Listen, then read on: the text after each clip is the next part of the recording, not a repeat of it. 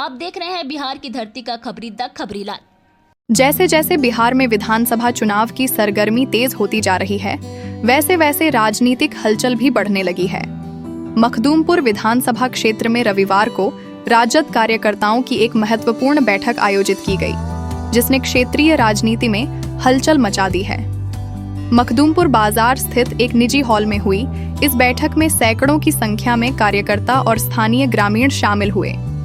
बैठक के दो प्रमुख मुद्दे थे: मतदाता सूची पुनरीक्षण कार्यक्रम और स्थानीय विधायक सतीश कुमार दास के प्रति गहराता असंतोष।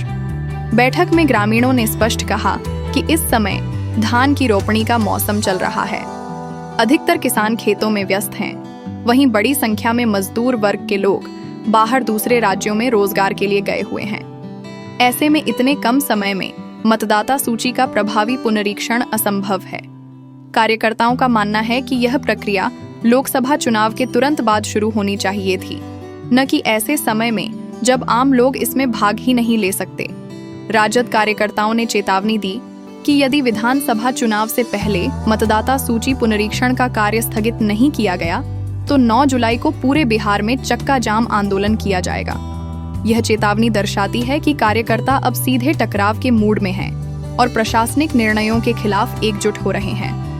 बैठक में सबसे चौंकाने वाला पहलू यह रहा कि राजद कार्यकर्ताओं ने अपने ही विधायक सतीश कुमार दास के खिलाफ खुलकर विरोध दर्ज किया। आरोप लगाया गया कि विधायक बनने के बाद सतीश दास ने न तो क्षेत्र में विकास कराया, न ही कार्यकर्ताओं को सम्मान दिया। कुछ लोगों ने यह भी कहा कि वे केवल जातिगत राजनीति को बढ़ावा देते रहे हैं, जिससे संगठन को भी नुकसान हुआ है। कार्यकर्ताओं और स्थानीय जनता ने पार्टी नेतृत्व से यह मांग की है कि आगामी विधानसभा चुनाव में सतीश दास का टिकट काटा जाए और किसी जमीनी स्तर पर सक्रिय, ईमानदार और समर्पित कार्यकर्ता को उम्मीदवार बनाया जाए। लोगों का कहना है कि अगर पार्टी इस बार भी पुराने चेहरे को मैदान में उतारती है तो कार्यकर्ता और जनता दोनों ही इसका विरोध करेंगे। इस प्रकार की खुली नाराजगी और तीव्र प्रतिक्रिया से साफ है कि मखदूमपुर विधानसभा क्षेत्र आगामी चुनाव में हॉट सीट बन सकता है। अगर पार्टी नेतृत्व ने कार्यकर्ताओं की आवाज को अनसुना किया तो इसका सीधा असर राजद की चुनावी संभावनाओं पर पड़ सकता है।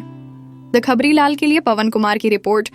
पहला मुद्दा तो सर हम लोग का है कि सरकार ने मतदाता सूची में जो अभी उसका पुनरीक्षण के लिए जो निकाले हैं उसका हम लोग विरोध कर रहे हैं और उसको लेकर हम लोग 9 तारीख का चक्का भी जाम करेंगे कि अगर लोकसभा उसी मतदाता सूची से अगर इलेक्शन हो सकता है तो विधानसभा का चुनाव भी होना चाहिए।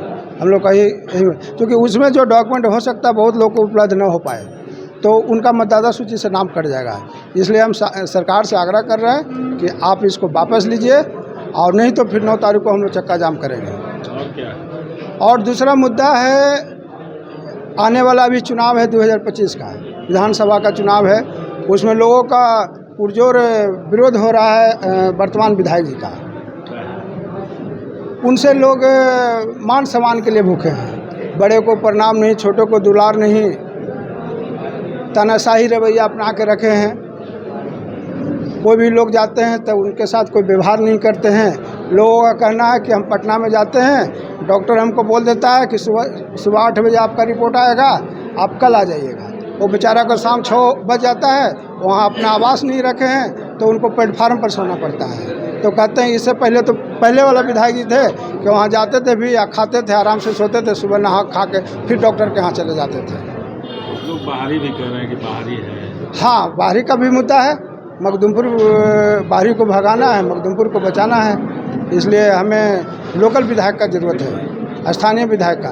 देखिए पिछले बार 2015 में सुबेदार दास जी ने एक मुख्यमंत्री को हराया था करीब 28,500 वोट से, आप लोग भी जानते हैं। तो उनको पता नहीं तेजस्वी जी को क्या मन में लगा, उनका टिकट काट दिए। कौन लोग विरोध किया, क्या सोचे, फिर भी जिनको भी भेजे हम लोग करीब 24,000 वोट से भारी बहुमत से चुनाव जिताकर तेजस्वी जी के झोली में डालने का काम किया था। इन्हीं को दे दिया गया तो नामुमकिन हो जाएगा।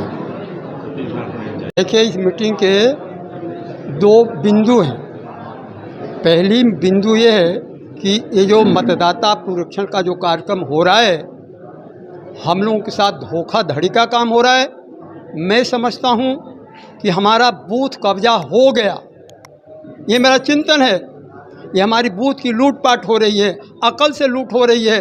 काफ़ी लोगों का नाम कटने वाला है और वो नाम एसी, एसटी और ओबीसी का कटेगा, इन्हीं लोगों का कटेगा। इसलिए हमको बहुत बड़ा धोखा है। ये 10 दिन में बहुत बड़ा काम संभव नहीं हो सकता है। यहाँ खेतीबाड़ी का टाइम है, काफ़ी लोग उलझे हुए हैं, हमारे पास बहुत सारे लोग बाहर में हैं, कैसे संभव है? इसलिए हमको बहुत बड़ा धोखा है। मैं सरकार से कहता हूँ कि ऐसा काम वो बंद करे। हम लोगों के साथ धोखाधड़ी कर करके अपने सत्ता को काबिज करने की योजना को ये बंद करें। पहली मुद्दा।